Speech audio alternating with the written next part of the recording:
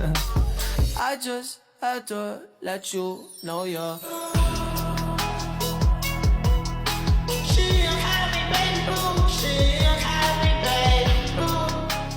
Assalamualaikum warahmatullahi wabarakatuh.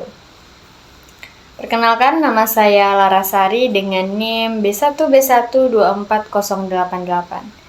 Pada kesempatan kali ini saya akan mempresentasikan analisis mengenai mengapa korupsi sulit diberantas di Indonesia. Korupsi merupakan salah satu permasalahan terbesar yang dihadapi Indonesia dalam penyelenggaraan pemerintahan. Meskipun berbagai upaya telah dilakukan, mulai dari pembentukan Komisi Pemberantasan Korupsi atau KPK, penyempurnaan regulasi, reformasi birokrasi hingga penegakan hukum yang semakin ketat, praktik korupsi masih terus terjadi di berbagai sektor dan tingkat pemerintahan. Kondisi ini menimbulkan pertanyaan penting, yaitu mengapa korupsi tetap bertahan bahkan setelah berbagai kebijakan pemberantasan korupsi diterapkan?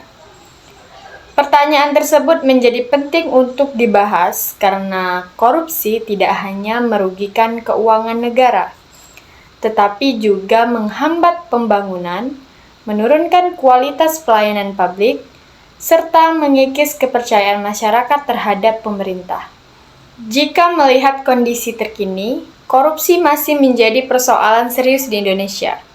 Data Indeks Persepsi Korupsi atau IPK menunjukkan bahwa skor Indonesia dalam beberapa tahun terakhir cenderung stagnan dan belum mengalami peningkatan yang signifikan.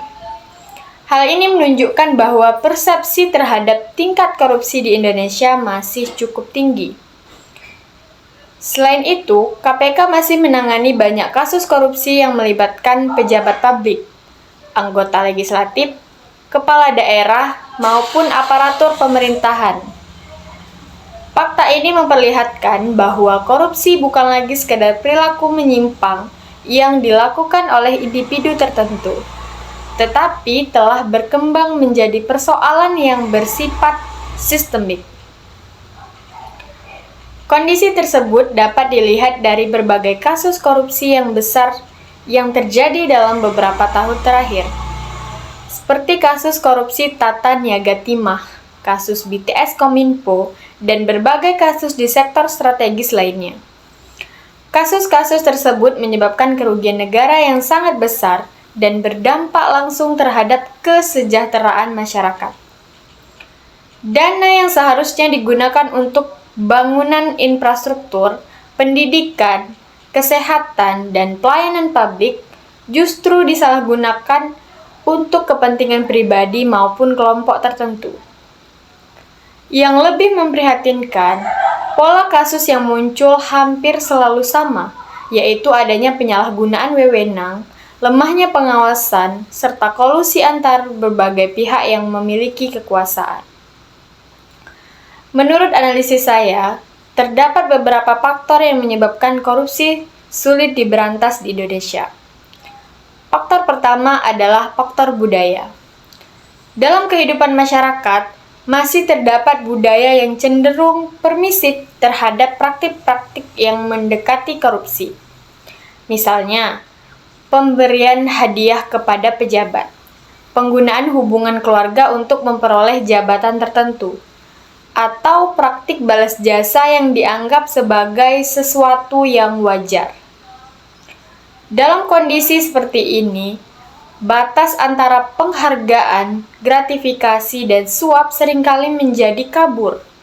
Akibatnya, perilaku koruptif tidak selalu dipandang sebagai sesuatu yang salah. Budaya seperti ini secara tidak langsung menciptakan lingkungan yang memungkinkan korupsi tumbuh dan berkembang. Lalu faktor yang kedua adalah aspek kelembagaan.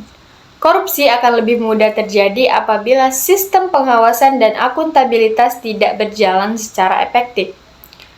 Meskipun Indonesia memiliki berbagai lembaga pengawas, masih terdapat celah yang dapat dimanfaatkan oleh pelaku korupsi. Selain itu, koordinasi antar lembaga seringkali belum berjalan secara optimal. lemahnya sistem pengawasan akan menciptakan peluang bagi penyalahgunaan kewenangan. Oleh karena itu, korupsi tidak hanya muncul karena adanya niat dari pelaku, tetapi juga karena adanya kesempatan yang disebabkan oleh kelemahan sistem. Faktor yang ketiga adalah faktor politik. Tingginya biaya politik dalam proses pemilihan umum maupun pemilihan kepala daerah menjadi salah satu penyebab utama korupsi. Untuk memenangkan kontestasi politik, kandidat seringkali membutuhkan biaya yang sangat besar.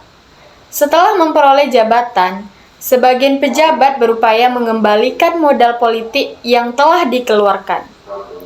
Akibatnya, jabatan publik yang seharusnya digunakan untuk melayani masyarakat justru dimanfaatkan untuk kepentingan pribadi maupun kepentingan kelompok tertentu. Tidak mengherankan apabila banyak kasus korupsi berkaitan dengan pengadaan barang dan jasa, proyek pembangunan maupun perizinan. Lalu faktor yang keempat adalah aspek hukum.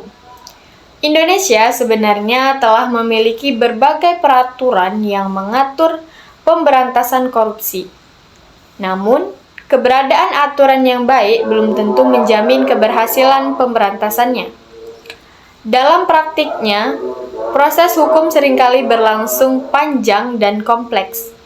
Selain itu, masih terdapat berbagai celah hukum yang dapat dimanfaatkan oleh pelaku korupsi.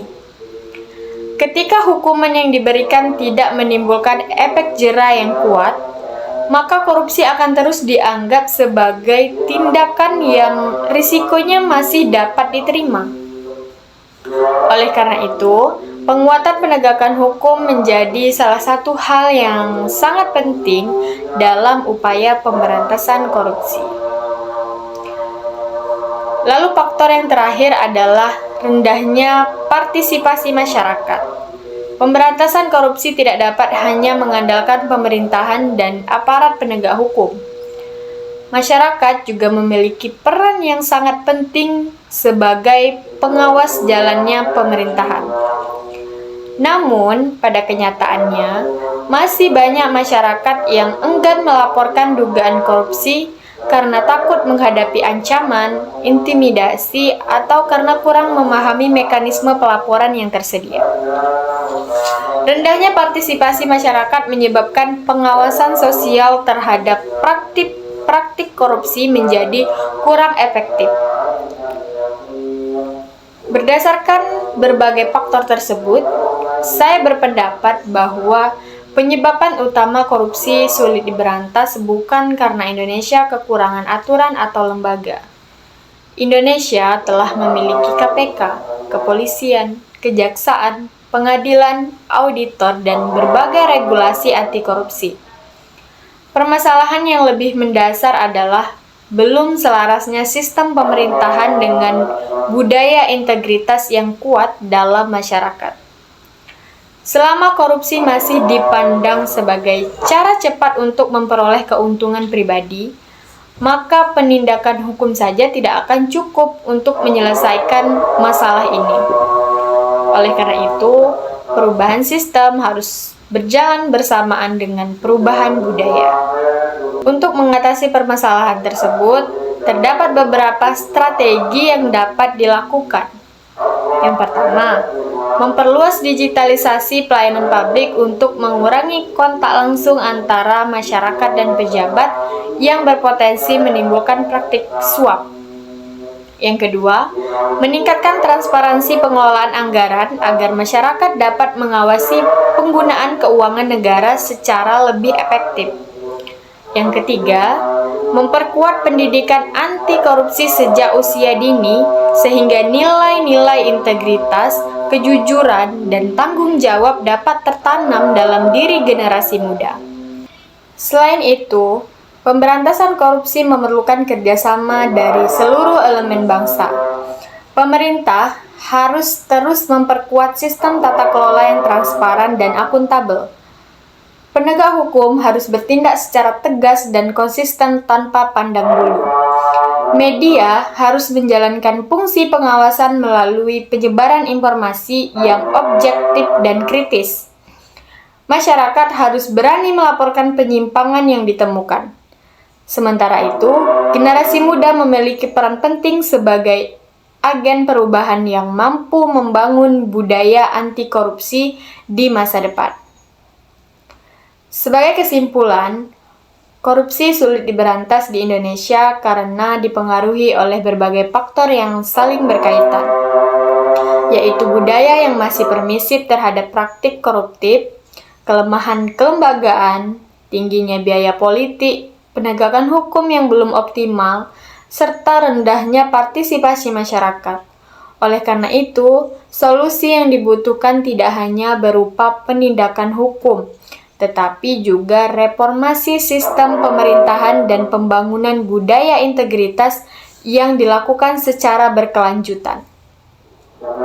Sebagai mahasiswa ilmu pemerintahan, saya meyakini bahwa pemberantasan korupsi harus dimulai dari diri sendiri melalui sikap jujur, bertanggung jawab, dan berkomitmen untuk menolak segala bentuk penyimpangan.